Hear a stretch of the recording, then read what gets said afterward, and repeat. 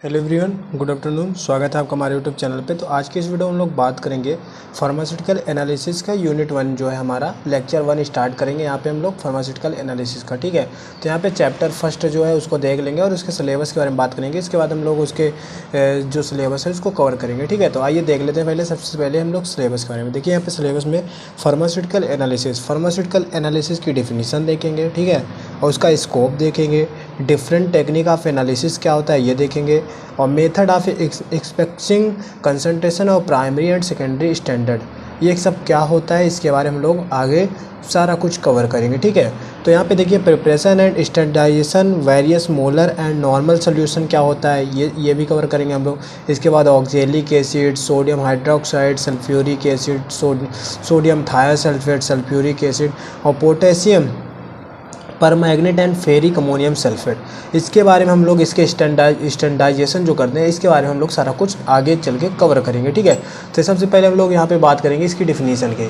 तो डिफिनीशन देख लेते हैं। सबसे पहले हम लोग फार्मास्यूटिकल एनालिसिस जो होता है इसकी डिफिनीशन क्या होती है उसके बारे में बात करेंगे, ठीक है। तो देखिए यहाँ पे it is the branch of pharmaceutical chemistry which involve the process of identification, determination, quantification and purification of substance। मतलब कि इसकी जो आइडेंटिफिकेशन हो गया और इसकी डिटर्मिनेशन, मतलब कि इसकी डिटर्मिनेट करते हैं, क्वालिफिकेशन, प्यूरिफिकेशन, मतलब कि इन सब के बारे में हम लोग इसके बारे में जानते हैं, वही हमारा फार्मास्यूटिकल एनालिसिस होता है, ठीक है। देखिए इसकी एक और डिफिनीशन है, वो भी हम लोग यहाँ पे बात कर लेते हैं। देखिए it is qualitative and quantitative determination of substance by using manual chemicals of instrumental method. मतलब कि इसमें जो हमारी क्वालिटेटिव क्वांटिटेटिव डिटर्मिनेट हम करते हैं मैनुअल तरीके से, और इंस्ट्रूमेंटल मेथड के द्वारा हम लोग इसकी क्वालिफिकेशन या इसकी डिटर्मिनेशन करते हैं, ठीक है।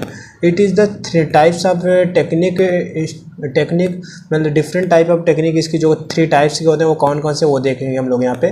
तो सबसे पहले बात करेंगे क्वालिटेटिव एनालिसिस। क्वालिटेटिव एनालिसिस होता क्या है, देखिए it involve the identification and purification of substance by in any sample. मतलब कि इसमें इन्वॉल्व होता है आइडेंटिफिकेशन एंड प्यूरिफिकेशन सब्सटेंस के, ठीक है। जो सैंपल होते हैं हमारे उसकी आइडेंटिफिकेशन और प्यूरिफिकेशन जो करते हैं वही हमारी क्वालिटेटिव एनालिसिस होती है, ठीक है। देखिए यहाँ पे एग्जांपल में identify functional group of element in sample. मतलब कि जो भी हमारे सैंपल हैं उसके फंक्शनल ग्रुप का आइडेंटिफिकेशन, मतलब कि आइडेंटिफाई करते हैं, उसको जानते हैं, ठीक है, उसके बारे में ये चीज़ें। इसके बाद हम लोग बात करेंगे क्वालिटेटिव एनालिसिस। क्वालिटेटिव एनालिसिस होता क्या है, सबसे पहले बात करेंगे इसकी डिफिनीशन। देखिए यहाँ पे it involve the determination and quantification of substance. मतलब कि इसकी डिटर्मिनेट करना, क्वांटिफिकेशन, ये सब कुछ, जैसे कि concentration amount of soluble present in solution. मतलब कि हमारा सैंपल है उसमें कितने अमाउंट में कंसंट्रेशन प्रेजेंट है उसमें, वो हमारा मतलब कि वो सैंपल हमारा सोल्यूबल है या नहीं, सोल्यूशन में सोल्यूबल है या नहीं, ये चेक करते हैं, ठीक है। इसमें सेमी क्वांटिटेटिव एनालिसिस क्या होता है, तो सेमी क्वांटिटेटिव एनालिसिस में बात करेंगे it involve the determination and impurity present in sample. मतलब कि हमारा जो सैंपल है उसमें कितने % impurity present below above the specific limit. मतलब कि जो हमारी इम्प्यूरिटी प्रेजेंट है वो कितने % प्रेजेंट है, और जो मतलब कि अगर प्रेजेंट होती भी है तो क्या हमारी जो स्पेसिफिक लिमिट है उस लिमिट के अंदर है या बाहर, ये चेक करते हैं हम लोग सेमी क्वांटिटेटिव एनालिसिस में, ठीक है। जैसे कि एग्जांपल हम इसमें लिमिट टेस्ट करते हैं, ठीक है। ओके, समझ में आ गया इतना? तो आशा करता हूँ इतना समझ में आ गया होगा। इसके बाद हम लोग बात करेंगे scope of analysis. Scope of analysis क्या होता है, सबसे पहले बात करूँगा। देखिए यहाँ पे pharmaceutical analysis play a major role in production and effective safe and pure drug. मतलब कि जो भी हमारी ड्रग है वो इफेक्टिव होती हैं, प्रोडक्शन में सेफ और सिक्योर होती हैं, इफेक्टिव होती हैं, प्योर होती हैं, वो सारा कुछ, ठीक है। It the use of following field. देखिए यहाँ पे जो यहाँ पे यूज़ किया जाता है उन ड्रग्स को यूज़ करने के लिए, वो देखते हैं। सबसे पहले हम लोग क्वालिटी कंट्रोल देखिए यहाँ पे क्या होता है, it ensure the quality and raw material intermediate and finish product. मतलब कि जो हमारी क्वालिटी कंट्रोल में होते हैं, इंश्योर करते हैं हम लोग कि जो हमारा आरएम टेस्टिंग हो गया, ऐसा फिनिश प्रोडक्ट जो ये सब हो गया, फिनिश प्रोडक्ट हो गया, इसकी जो टेस्टिंग वगैरह होती है वो इंश्योर करते हैं कि हाँ वो एक्चुअल में सही है, ठीक है।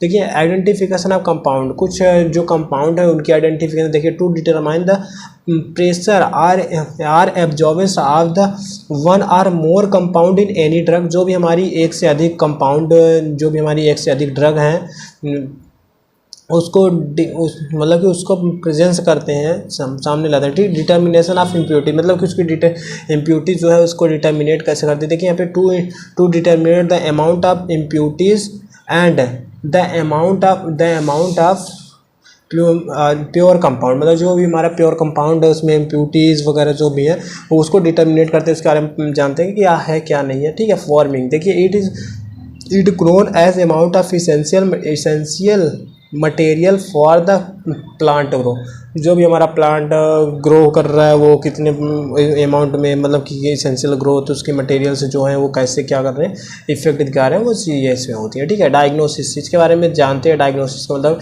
Diagnosis case of any illness, मतलब कि जो भी हमारा सैंपल वगैरह है उसमें क्या उसके बारे में पहचान सकते हैं, वो चीज़ें देखते हैं। ठीक है, अदर्स में क्या होता है, food determination, biological sample determination, dairy product और फॉर्निस सॉलिड स्टडी और रिसर्च, ये सारा कुछ आता है हमारा अदर्स में। ठीक है, इसके बाद हम बात करेंगे different technique of analysis. Different technique of analysis वो किस तरीके से करते हैं, देखिए इट इज़ टू टाइप्स। पहले हम बात करेंगे जो हमारे डिफरेंट टेक्निक है वो किस तरीके से हम लोग मतलब कि एनालिसिस कर सकते हैं, वो देखिए टू टाइप्स के होते हैं। ठीक है, वो कौन कौन से, इंस्ट्रूमेंटल और नॉन इंस्ट्रूमेंटल। इंस्ट्रूमेंटल में क्या होता है कि गाइस जो हम लोग इंस्ट्रूमेंट के द्वारा UV IR के द्वारा हम लोग एनालिसिस करते हैं वो हमारा इंस्ट्रूमेंटल में आता है। HPLC हो गया, UV हो गया, IR हो गया, DISO हो गया और हमारा GC हो गया और हमारा क्या कहते हैं TOC हो गया। मतलब इंस्ट्रूमेंट, जितने भी इंस्ट्रूमेंट के द्वारा हम लोग परफॉर्म करते हैं वो हमारा इंस्ट्रूमेंटल में आता है। और नॉन इंस्ट्रूमेंटल जो हम लोग हाथ के द्वारा सॉल्युबिलिटी हो गई, हमारा अदर टेस्ट जो होते हैं वो सारा कुछ हमारा नॉन इंस्ट्रूमेंटल में आता है। ठीक है, इंस्ट्रूमेंटल में क्या होता है, देखिए यहाँ पे इसकी डिफिनीशन देख लेते हैं सबसे पहले हम लोग। In this instrument by use of analysis are the further divided by several type.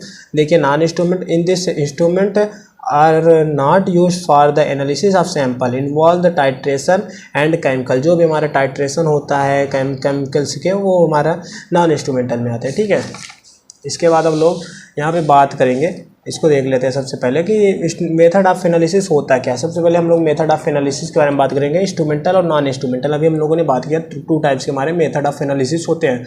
सबसे पहला जो होता है हमारा इंस्ट्रूमेंटल होता है और दूसरा हमारा जो होता है नॉन इंस्ट्रूमेंटल होता है। इसके बारे में हम लोगों ने बात किया, इंस्ट्रूमेंटल क्या होता है और नॉन इंस्ट्रूमेंटल क्या होता है, इसके बारे में भी बात किया है। आपने ध्यान से सुना होगा तो आपको पता होगा। देखिए इंस्ट्रूमेंटल में हम लोग हमारा जो आता है इलेक्ट्रोकेमिकल्स हो गया, स्पेक्ट्रोकेमिकल्स हो गया, क्रोमेटोग्राफी हो गया, अदर टेस्ट में जो है। ठीक है, देखिए इलेक्ट्रोकेमिकल्स में जो होता है कंडक्टियोमेट्री हो गया, पोटेंटियोमेट्री हो गया, वेंटियोमेट्री हो गया, हमारा इलेक्ट्रोकेमिकल्स में आता है। ठीक है, स्पेक्ट्रोकेमिकल्स में क्या होता है गाइस, सबसे पहले बात करूंगा मैं स्पेक्ट्रोकेमिकल्स में। देखिए IR स्पेक्ट्रोस्कोपी, एटॉमिक इमोशन और एटॉमिक एब्जॉर्प्शन, फ्लोरोमेट्री और कोलियोमेट्री। ठीक है, ये हमारा स्पेक्ट्रोकेमिकल्स में आता है। ठीक है, और क्रोमेटोग्राफी में जो होता है हमारा गैस क्रोमेटोग्राफी हो गया, HPLC हो गया, TLC हो गया, HPTLC हो गया, मतलब कि गैस क्रोमेटोग्राफी हो गया, हाई परफॉर्मेंस लिक्विड क्रोमेटोग्राफी हो गया, थिन लेयर क्रोमेटोग्राफी हो गया, high performance thin layer chromatography हो गया। ठीक है, तो ये हमारा क्रोमेटोग्राफी जो है ये हमारा क्रोमेटोग्राफी में आता है। ठीक है, अदर टेस्ट में हमारा इलीसा हो गया। ठीक है, नॉन इंस्ट्रूमेंटल में क्या होता है इसके बारे में बात करेंगे हम लोग। तो नॉन इंस्ट्रूमेंट में देखिए हमारे दो होते हैं। ठीक है, केमिकल मेथड और बायोलॉजिकल मेथड। केमिकल मेथड में क्या होता है, वैल्यूमेट्री, यहाँ पे देख सकते हैं आप, वैलेंट्रियोमेट्री, acid base titration, non aqueous titration, प्योर कैप्सन टाइट्रेशन और रिडॉक्स टाइट्रेशन। जितने भी टाइट्रेशन हमारी होती है वो वैल्यूमेट्री में आती है और ग्रेविमेट्री हमारा अकेले होता है। ठीक है, तो ये हमारा मेथड ऑफ एनालिसिस का चार्ट हो गया। इस तरीके से हम लोग मेथड ऑफ एनालिसिस को पहचान सकते हैं, एग्जाम टाइम में लिख सकते हैं। आपको जहाँ तक आशा करता हूँ कि आपको सारा कुछ समझ में आ गया होगा। अगर जो भी दिक्कतें होती हैं नोट्स साथ ही साथ बना के चलो। ठीक है, आप अपने कॉपी और पेन को लेकर बैठो और साथ ही साथ अपनी नोट्स को रिपीट करते चलो, बनाते चलो। ठीक है, एग्जाम टाइम में आपको बहुत ज़्यादा मोस्ट इंपॉर्टेंट होने वाला है, बहुत ज़्यादा हेल्प करने वाला है। ठीक है, तो वीडियो अच्छी लगी तो वीडियो को लाइक कर देना और चैनल को सब्सक्राइब करना ना भूलें। ठीक है, मिलते हैं नेक्स्ट वीडियो में। Thank you.